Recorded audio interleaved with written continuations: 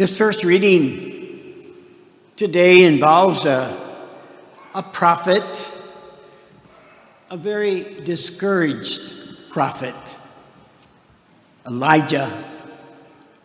Elijah lived in a very difficult time because at the time he was being prophet, the king of Israel married a woman named Queen Jezebel, and she was a foreigner, and she also was a pagan worshiper. She was not of the Jewish community, and so she didn't honor or respect the Jewish Yahweh, the God that the Jewish people had always worshipped. And so she began to bring in her own pagan ideas, her own pagan teachings, and asking people to worship false gods. And it got to such a point that the prophet Elijah had to take on Jezebel.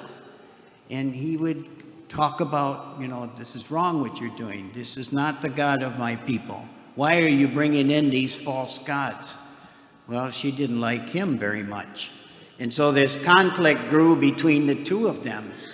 One day it was to be settled, they thought, and they kind of had what you call it, I guess in the old days, sort of a duel, sort of a high noon, where the two would go against each other. That the prophet and Queen Jezebel would be at odds about whose God was more powerful. And so they did a little test. They had the prophets of Jezebel lay out meat upon the rocks and said that he was to call down, those prophets were to call down their gods to set afire the meat so that it would be a sacrifice to the gods. And on the other hand, the prophet Elijah would do the same. He'd put out meat on certain rocks over there and call upon his God, the true God, to light the fire of sacrifice. Now, Elijah sounds like he was quite a character, because in the readings of the book of Kings, when they got to that point and they began the Jezebel's gods and prophets called down, nothing happened. Nothing was going on. And he said in that book of Kings, he sort of said, maybe you need to speak louder. Maybe your gods are asleep right now. They need to be awoken. And he tantalizes them that way, and they're trying harder, and they're doing all kinds of rituals to get this gods to act, and nothing happened. So then it became Elijah's turn. And Elijah, again, as I said, was sort of a character. When it was waiting to have this miracle happen, he said, look what I'm going to do. And he went over and got water, and he kept spilling water all over the meat 2, 3, 4, 5, 6 times to say, this is not going to be easy thing to do, but I want to show you the power of my God. And he called upon his God, and certainly it went up, the meat went on fire.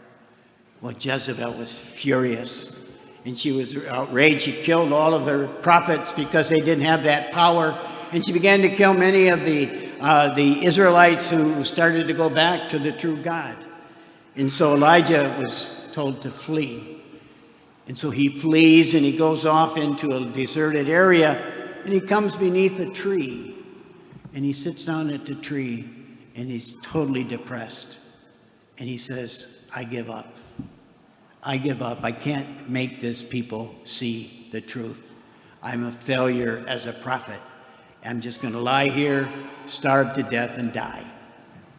And while he's there in this depressed moment, an angel appears and convinces him to eat and to drink water, and tell him to go to this cave, to Mount Horeb, where God would appear to him.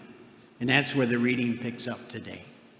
That in that reading we see him by the cave.